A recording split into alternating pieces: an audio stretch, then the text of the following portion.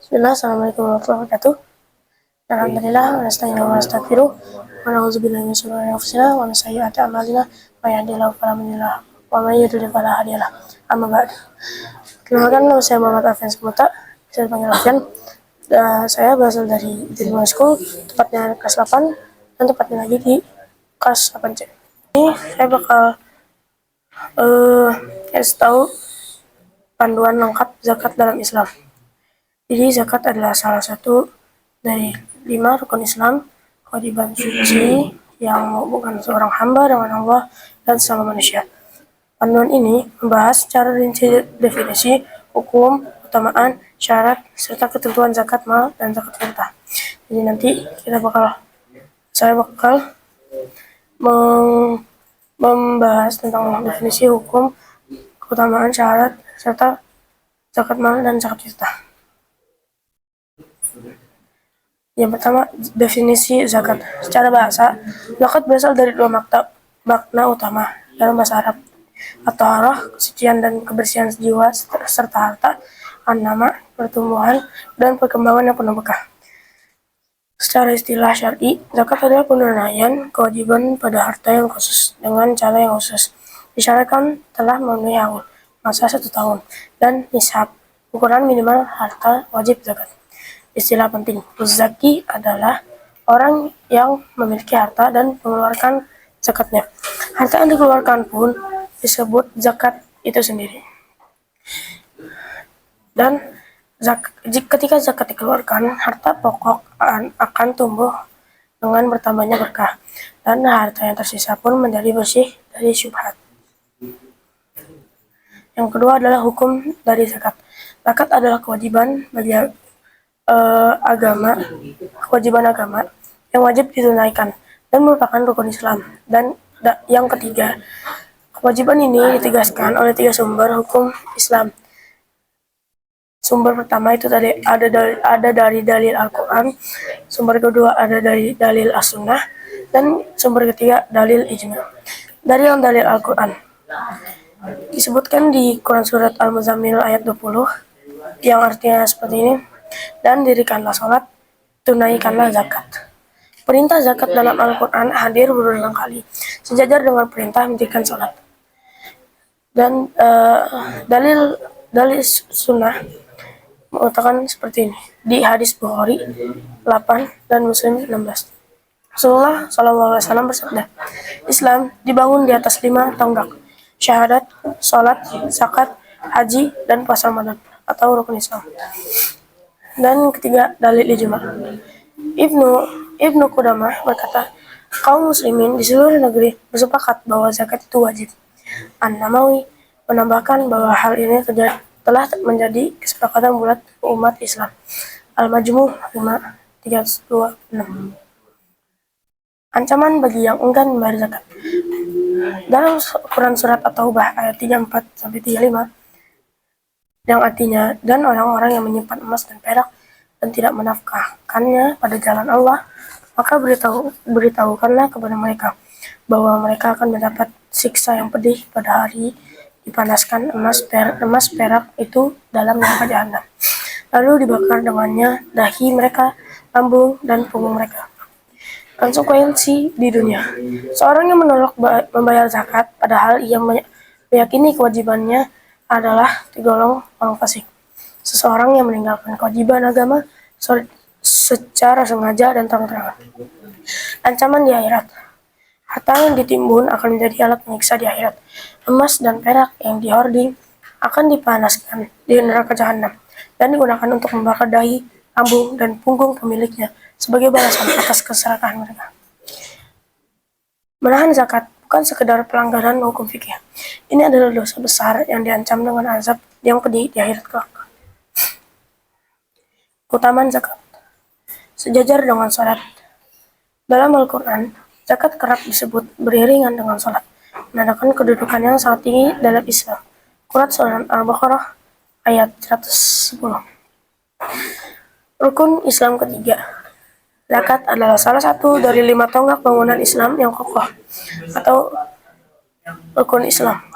Menunaikannya berarti menegakkan agama secara nyata. Hadis riwayat Bukhari 8. Pintu menuju surga. Orang-orang yang menyisihkan hak fakir miskin dari hartanya adalah ciri orang yang bertakwa dan dijanjikan surga. Quran Surat Az-Zariyat ayat 15 sampai 19. Syarat wajib zakat. Syarat bagi pembayar zakat. Muzaki wajib zakat bagi setiap muslim yang merdeka. Tidak disyaratkan harus balik atau berakal, anak kecil, dan orang yang kurang akal pun tetap wajib dikeluarkan zakatnya apabila hartanya memenuhi syarat.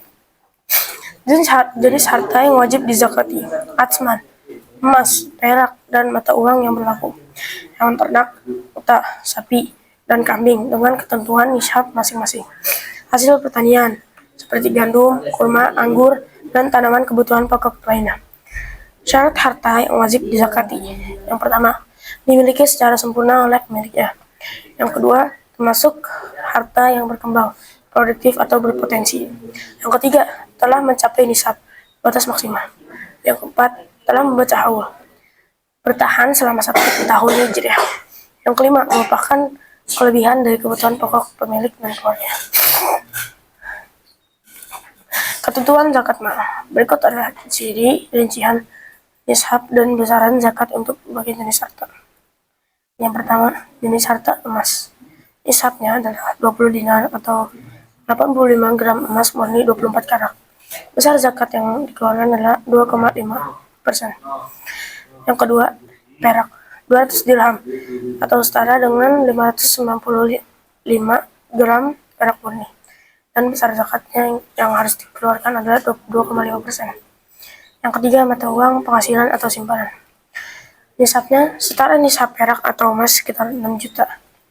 Besar zakat sekitar 2,5% tadi yang dipunyai. Nomor 4, hewan ternak, unta, sapi, atau kambing.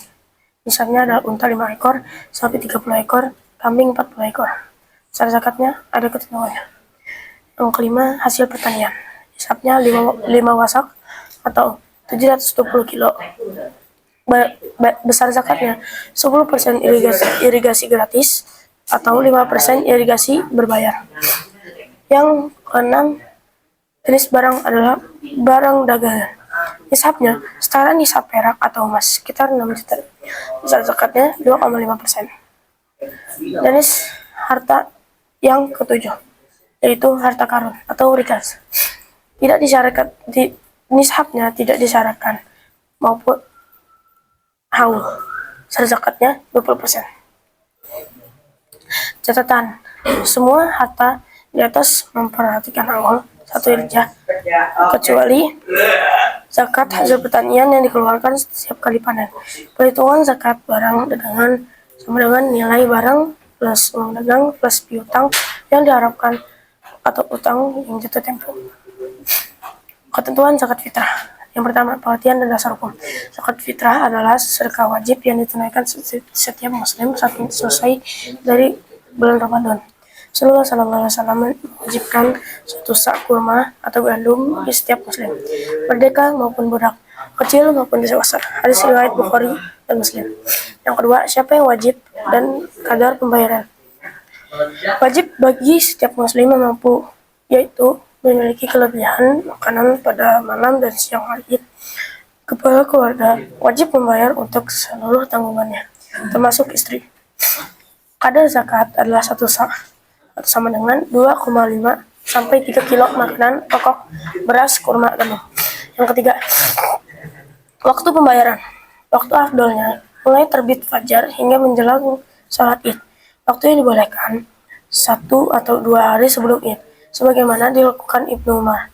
Pembayaran dengan uang tidak sah menurut pendapat Imam Ahmad karena menyelisihi perintah Rasulullah SAW.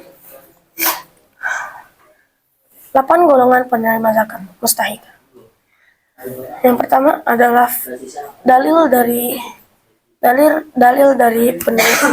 golongan penerima zakat ini adalah Quran Surat At-Taubah ayat 60. Nah, yang pertama adalah fakir, tidak memiliki harta dan tidak mampu memenuhi kebutuhan pokok. Yang kedua ada amil, panitia atau pengelola yang bertugas mengumpulkan dan mendistribusikan zakat. Yang kedua ada miskin, yang ketiga ada miskin, memiliki harta atau penghasilan namun masih tidak mencukupi kebutuhan. Yang keempat ada orang mualaf, orang yang baru masuk Islam atau yang hatinya perlu dikuatkan dalam keimanan. Yang kelima ada rikop, untuk memerdekakan budak atau orang yang terbelenggu perbudakan. Yang keenam ada gharimah, orang yang terlilit utang untuk kebutuhan halal dan tidak mampu melunasinya. Yang ketujuh, fisabilillah, orang yang berjuang di jalan Allah termasuk para penuntut ilmu agama. Yang kedelapan, ibnu sabil, musafir yang kehabisan bekal dalam perjalanan yang dibolehkan syariat. Ringkasan dan penutup. Zakat bukan sekedar kewajiban finansial, melainkan ibadah yang mensucikan jiwa, menumbuhkan harta, dan mempererat ukhuwah. Semoga pemahaman yang benar tentang zakat mendorong kita untuk menunaikan dengan penuh kesadaran dan keikhlasan. Pahami definisi, tunaikan kewajiban, hitung dengan tepat, salurkan kepada yang berhak. Oke. Mungkin sekian dari presentasi saya. Mohon maaf jika banyak salah atau perbuatan dan kata. Dan terakhir saya ucapkan Assalamualaikum warahmatullahi wabarakatuh.